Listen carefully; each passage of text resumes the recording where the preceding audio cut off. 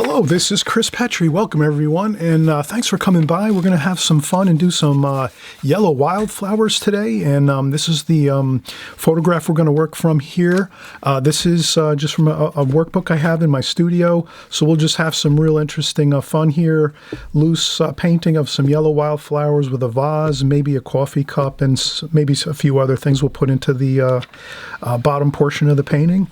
I just wanted to say, if you haven't subscribed, please subscribe. We have videos every week, brand new videos coming out, and it's basically for beginners, intermediate students, as well as artists that watercolor artists that have been painting for a while. So whether you're new at it or you've been painting for a while, we can always learn some new things, and I always try to bring in new information as much as possible to this channel so that we can all learn, and I'm still learning too as well. I'm always looking through books and online and YouTube and all the great places we can find more information about watercolor. It's a great medium. It's always a medium we can learn from and grow and learn new things. So let's get started. We'll do a drawing first, a pencil drawing, and I'll set my workbook up across from me. And then we can get started.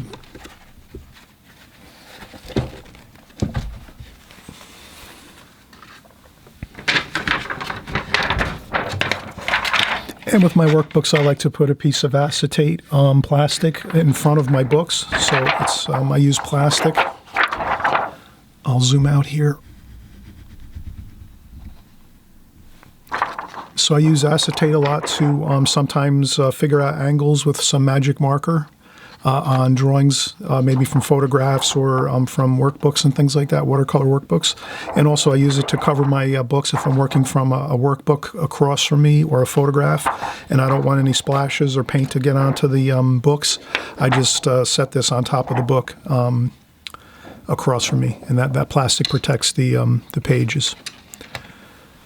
So we'll set that up across here, and we'll just use a simple office pencil, and we'll begin our drawing. So I'm just going to look across from me and notice that the vase is about, if we break down our, let's do this first. Let's break down our painting. We'll say this is the halfway point on our paper, and then this is the halfway point too as well.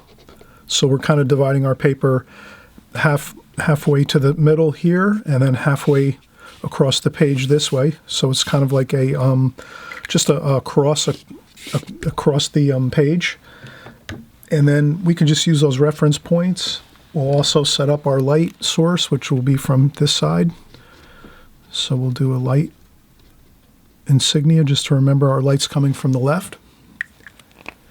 And let's put our vase for our wildflowers, yellow wildflowers, just to the left of the center. So if this is the center of the page, and then the vase will be just a little bit under the center of the page going across this way.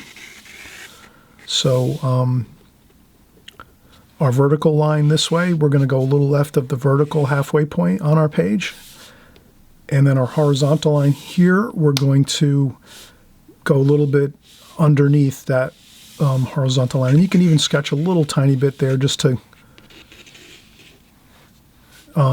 feel out the lines there on the page to lay out the page. So we'll do that just a little bit to the left and below the center line and the center point of the page, the paper. And then we'll just draw, and there's a little angle to the vase there across.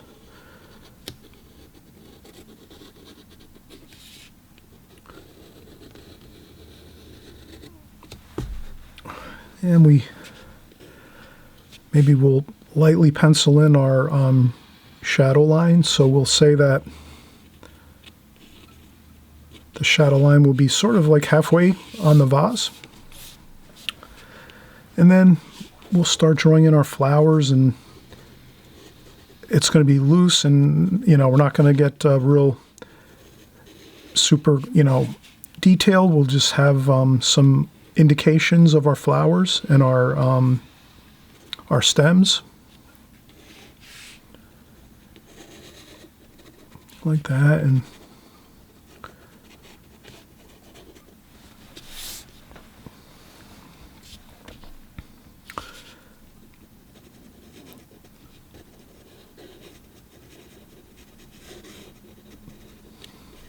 And I'm just going to work closely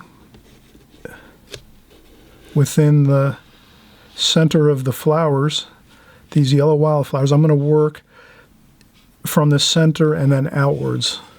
So this way it's easier to draw. I'm just doing contour drawing here, which is I'm just looking at the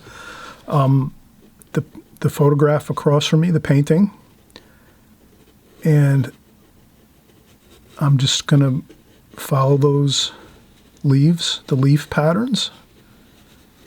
And not perfectly exact, just, I'm sort of seeing like the angles and following that. And there's some green leaves in here, so maybe I'll shade those a little bit as I go. So I know those are some green leaves. I want to keep those in the green color, and the rest are going to be yellow. And then here's another couple green leaf forms. So I'll have those there. And we'll continue on here, and there's some areas I'll go quicker, and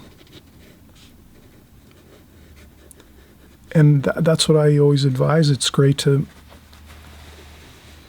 do some sections faster where there's not as much detail, and then other areas we can do more intricate detail. So some areas will be more loose and free looking, and then some areas will have some,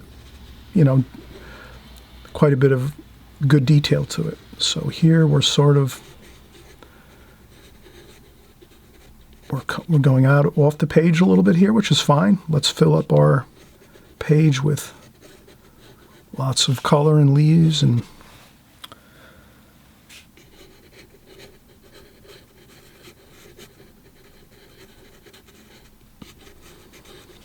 that.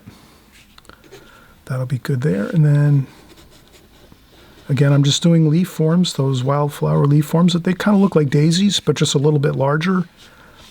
The petals are a little bit larger.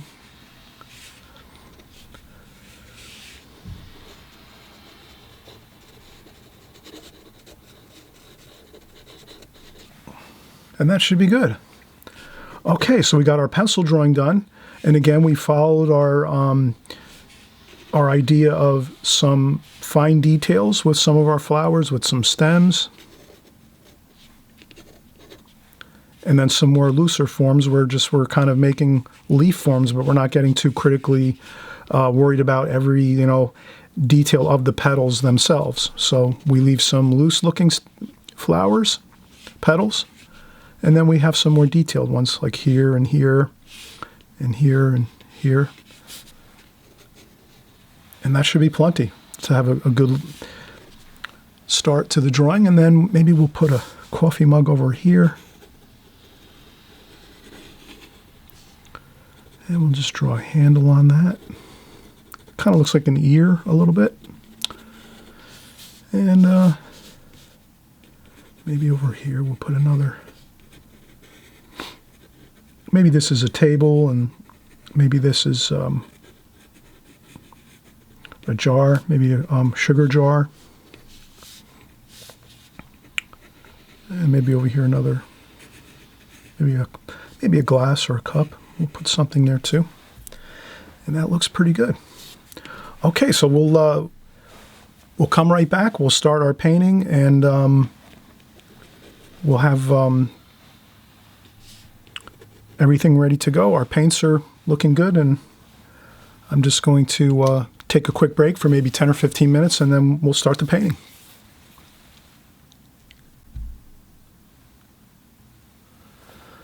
Okay, we took a little break, 10, 15 minutes, let the concentration level relax and build back up again. And we have our pencil sketch completed, so we're going to continue on with our watercolor painting. We're doing some yellow wildflowers.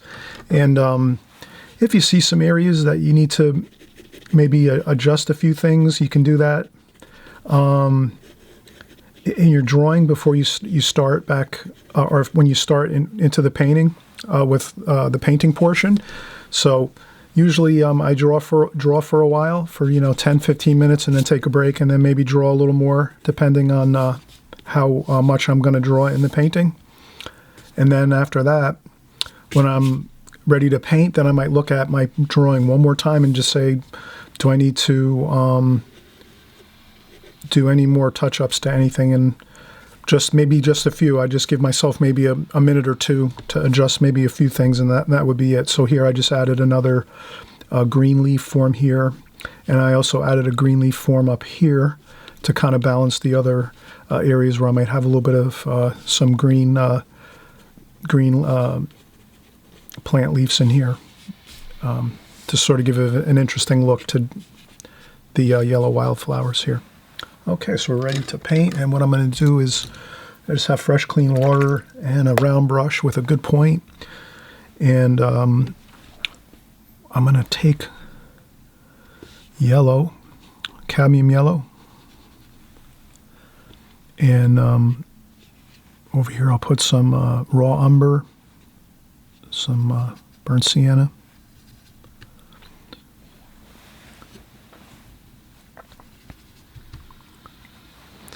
so this will be my darker mixture, and this will be my main color, the cadmium yellow, then a little bit of cadmium lemon yellow over here.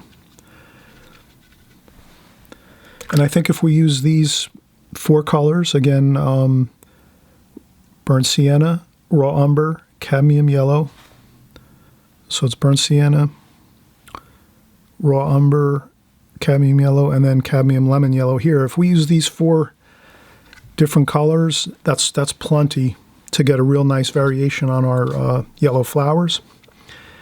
And then we'll use some olive green and some sap green for those green leafy forms that we have, and maybe a little bit of burnt umber mixed in there too, and that should be plenty. And then we'll use a little some different colors maybe for some of the shading on the vase and some of the cup and sugar bowl. Okay, so let's start off.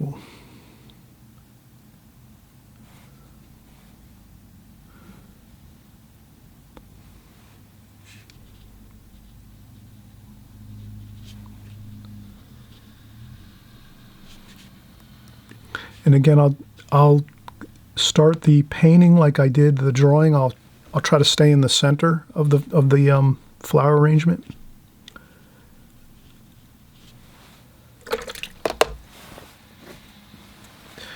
If you feel you need to move to a smaller brush,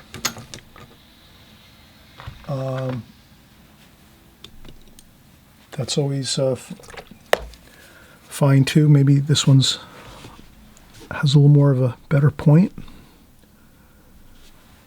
And I'll splash a little bit.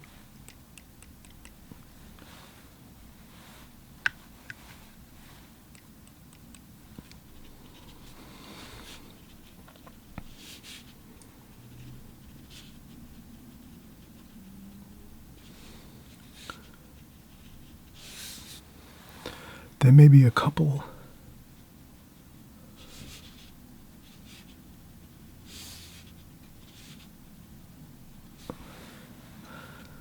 So I add in a little bit of the darker mix. Then maybe we'll put in some of the green.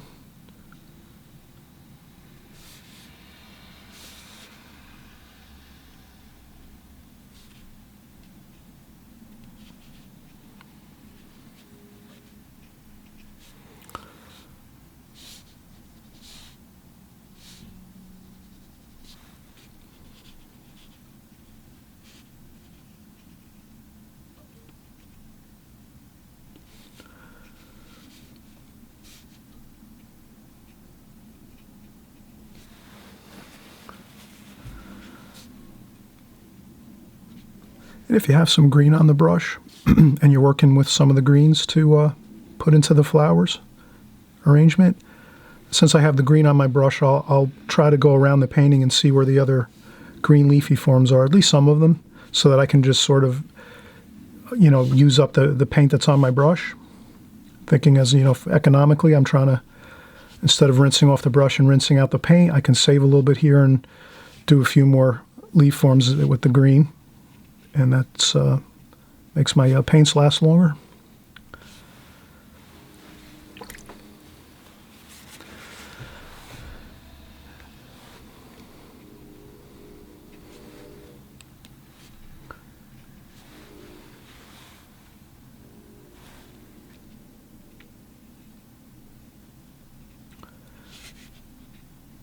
And then there is a little more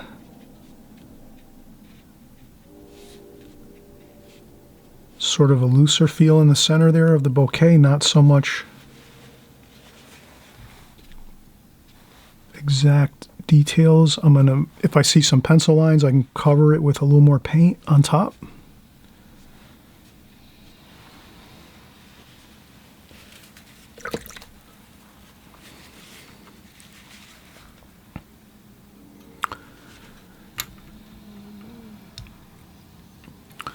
And then what also looks good, if I go in with my needlepoint brush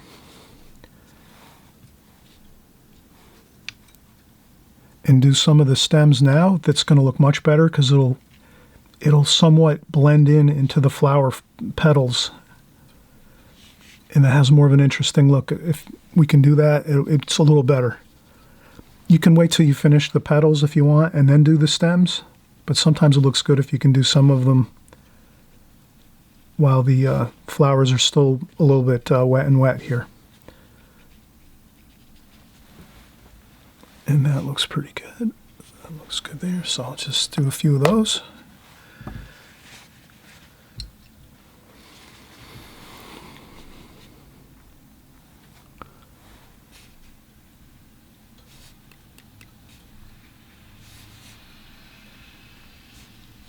And some cadmium lemon yellow, just to change up the colors.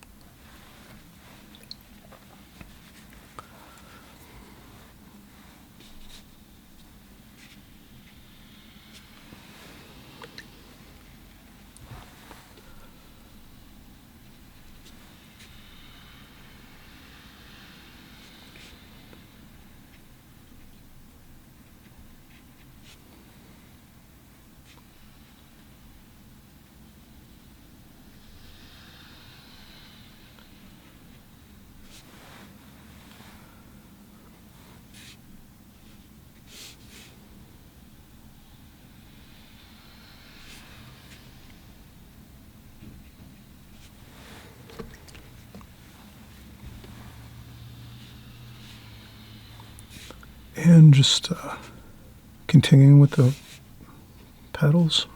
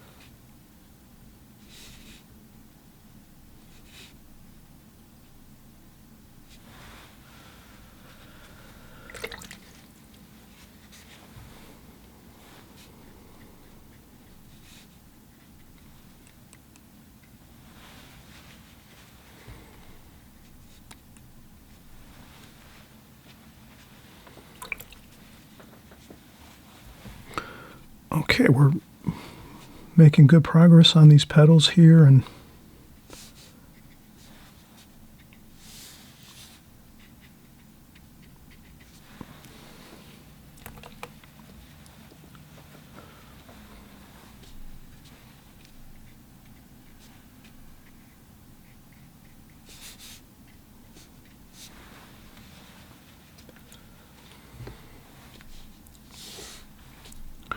maybe I'll go with some cerulean blue.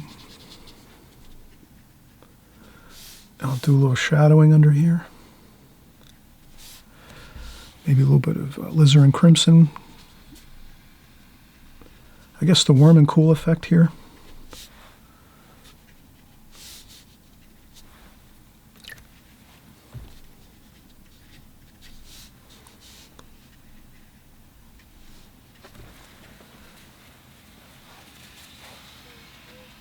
If you see a light that you, but if for some reason you go over a light area with, and you want to keep it white paper, you can quick blot it up with a little bit of tissue fast, and that usually works pretty good.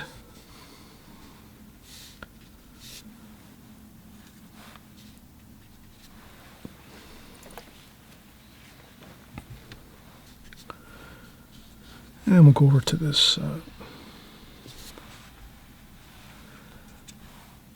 again, just alizarin crimson, cerulean blue, and a little bit of yellow ochre, just to get some interesting colors on these jars here.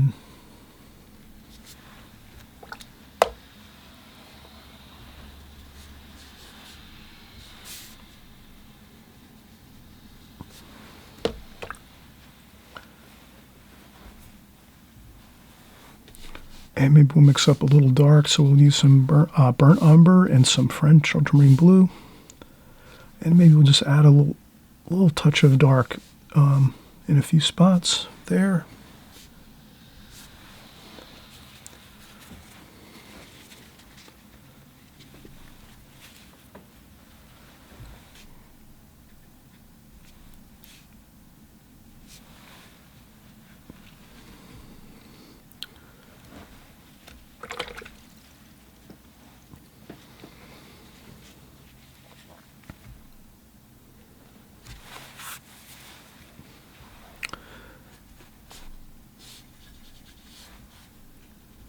And some color onto the coffee cup.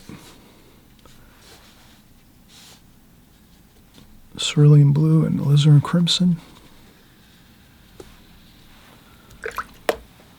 Then I rinse off my brush and then dry it on my tissue here. And then so I'll dry the brush off on my tissue like that. And then I can sort of blend in a lighter value over here on this side, so that it's just not a harsh step from a darker tonal value to the bright white paper. If we do this, if we just dry off the brush a little, rinse it off, we rinse off our brush first, dry off a little bit, so it's just a damp brush, and then we just slowly blend that in a little bit. That looks a little better. And I didn't do it over here as much as I would have liked, but you can always add a little bit like that.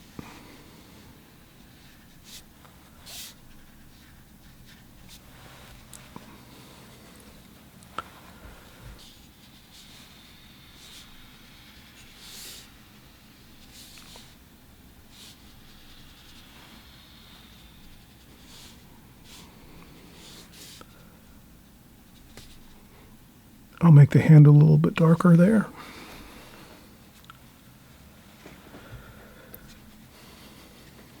And then maybe we'll put I'll use the same colors and blend around, and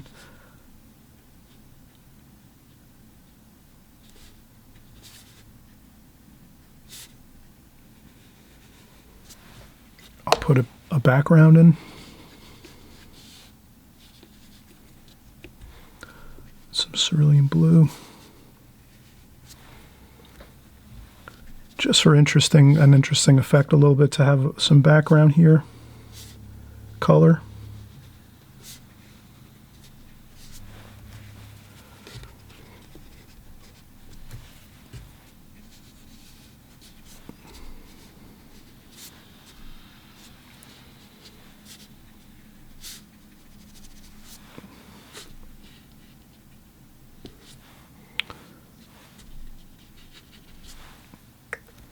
And we could add in some interesting colors.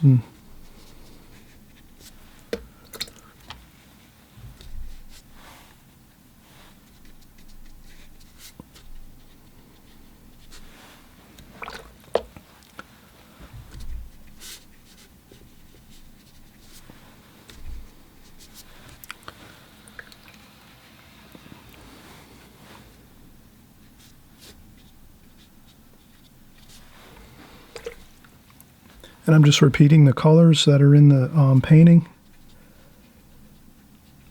when I'm doing the background here a little bit. That could be like a tablecloth, and that's the edge of the table. So this is the tablecloth here, the edge of the table, and then this could be like the wall behind.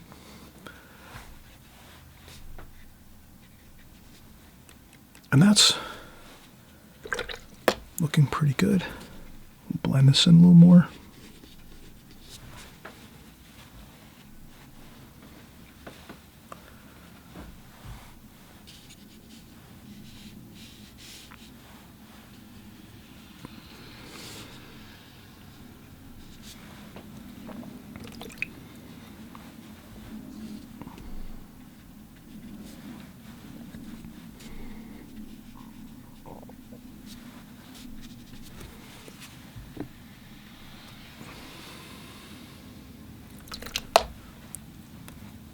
Okay, so that's looking really good.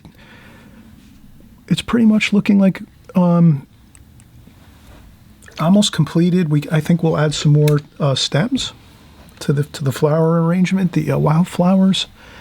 So we'll go in and do some more of the burnt sienna and raw umber.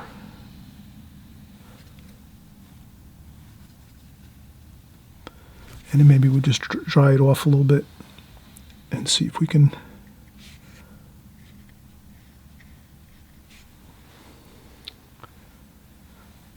a little bit of burnt umber, maybe make a few of these stems a little darker. And if you get a little bit of paint dispersing and it doesn't look great, you can always touch it, tap it with a paper tissue. That works.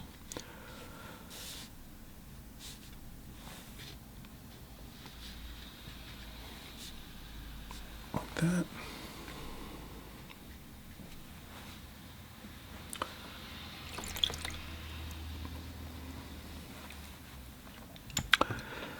Okay, that is looking fine, and we could also do some background color and finish it. We can finish up the lid here on the sugar jar. So I'll just take some more of the cerulean blue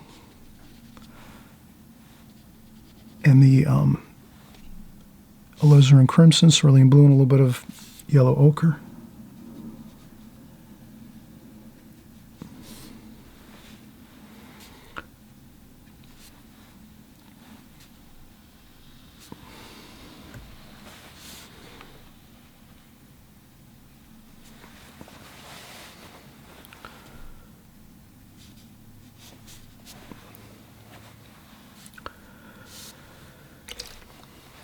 And then maybe some sap green, cerulean blue.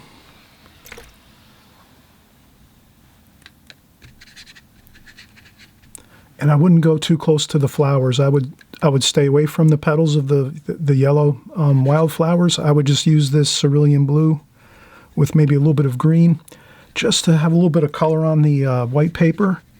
But I wouldn't go close to these petals at all with that light wash, unless it's 100% dry. So now we're still have a little bit of dampness on our yellow petals, so I'm going real careful. Just to get some, a little bit of color onto the paper. Make it look a little more interesting. But again, I would be really, at this point, very careful to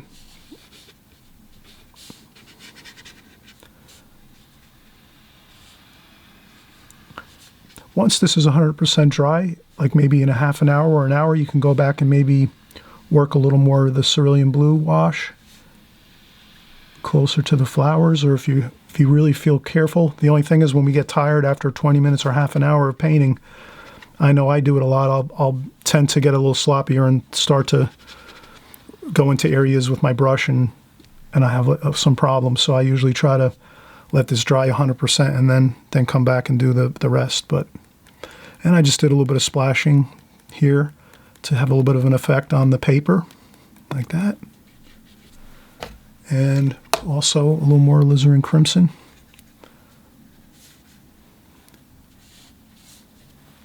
And then I'll rinse off my brush and then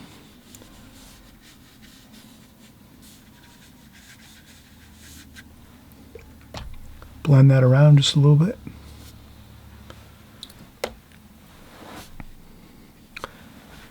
And then sometimes we can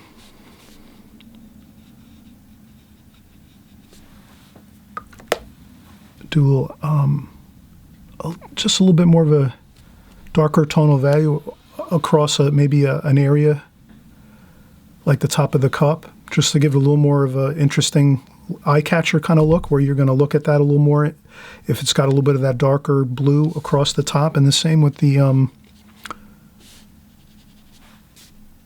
with this sugar jar. If we add a little bit more, just a little darker pop of color across the top there, that will tend to be an interesting effect to showcase the light that's bouncing across the top of the sugar jar here and across the coffee cup or teacup. And maybe we'll just do one more, a little bit of cerulean blue mixed with yellow ochre. And I'll do a little shadow here.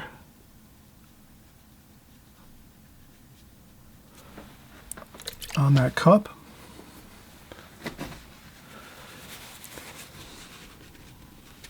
And I'll touch up that line a little bit. And once this is completed, I can take a little bit of the titanium white paint with a very fine brush. I could use my needlepoint brush if I want, or maybe this brush has a little better point. And I can add just a little touch of white, titanium white, to this coffee cup here to give that little bit of interesting rim lighting across the cup here. But other than that, it looks pretty good. So we'll call this finished. I hope we all had fun. We enjoyed this. This is a great flower study where it's nothing too tremendously difficult or time consuming. We can get this done in like an hour or two and take our time and just have fun with it. And colors are kind of simple on this for the flower section, and you don't have to get as you don't have to mix as many colors in the tablecloth area or the mugs or the sugar jar if you don't want to. You can just make it more simple. Maybe just use one or two colors, but that's up to you. But this is kind of a nice, easy mix to remember. It's just the cerulean blue, alizarin crimson, and a little bit of yellow ochre, just mixed in any order you like or any mixture you like, just to get in some shadowing and things on the subject matter here. All right, we'll see you on the next video, everyone. Happy painting.